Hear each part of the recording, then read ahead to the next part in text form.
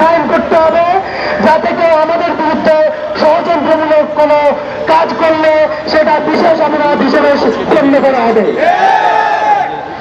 আমি রাজনৈতিক দলগুলো এবং সরকারের কাছে এখন আমাদের লিখিত দাবিগুলি পেশ করবে, যেভাবে ঘোষিত আলোচনার ঘোষণাপত্র এবং সরকারের সাথে সংশ্লিষ্ট করে স্থায়ী সংবিধান অন্তর্ভুক্ত করা হবে। বাংলাদেশের জনগণ স্বাধীনতা গণতন্ত্র আইনের পক্ষে দুই অঙ্গীকারবদ্ধ জাতি হিসেবে 2024 সালে জুলাই গণঅভ্যুত্থানের মহিলা শহীদদের প্রতি শ্রদ্ধা নিবেদন করছি।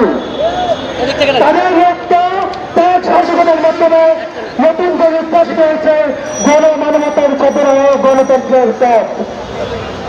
এই সালটিভিতে আমাদের অঙ্গীকার, যাতে শহীদদের ত্যাগ বৃথা না যায়, আহতদের স্বপ্ন পূর্ণতা পায়, বাংলাদেশ প্রতিষ্ঠিত হয় ন্যায়ভিত্তিক মানবিক গণতান্ত্রিক রাষ্ট্র হিসেবে।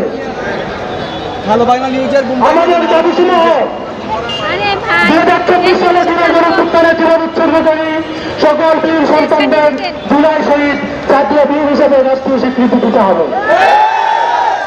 আন্দোলনে পঙ্গুত্ব পালনকারী আহত নির্যাতিত জুলাই যোদ্ধাদেরকে বীর হিসেবে রাষ্ট্রীয় স্বীকৃতি দিতে হবে। রাষ্ট্রের অঙ্গীকার ও দায়িত্ব শহীদ পরিবার ও আহতদের জন্য আজীবন সম্মান, চিকিৎসা, শিক্ষা, আবাসন ও আর্থিক সুরক্ষা নিশ্চিত করতে হবে।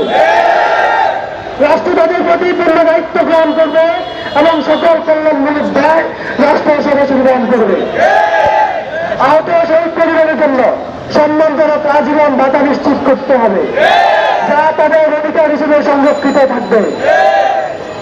এই পরিবারগুলোর প্রতি অবহেলা বৈষম্য অধিকার হরণ ঘটলে তা রাষ্ট্রদ্রোহী বা বিশেষ অপরাধ হিসেবে গণ্য হবে এবং প্রতীক আইনি ব্যবস্থা নিতে হবে। শহীদ পরিবারের আহতদের জন্য বিশেষ আইনি সহায়তা কেন্দ্র ও কল্যাণ ট্রাস্ট গঠন করতে হবে। ন্যায় বিচার ও দায়বদ্ধতা, জুলাই গণঅভ্যুত্থানের সময় সংঘটিত দমন-পীড়ন, গুলি, নির্যাতন, হত্যাকাণ্ডের জন্য দায়ীদের বিরুদ্ধে আন্তর্জাতিক মানদণ্ড বিচার কার্য সম্পন্ন করতে হবে। একটি স্বাধীন সত্য রায় কমিশন গঠন করতে হবে, যেখানে ভুক্তভোগী এবং শহীদ পরিবার তাদের অভিজ্ঞতা পেশ করতে পারবেন। জুলাইয়ের স্মৃতি ও ঐতিহ্য সংরক্ষণ করতে হবে। এই 3 দফা দাবি বাস্তবায়ন করে জুলাই সনদে অন্তর্ভুক্ত করে জুলাই ঘোষণাপত্র সংশোধন করে স্থায়ী বেতনে অন্তর্ভুক্ত করতে হবে।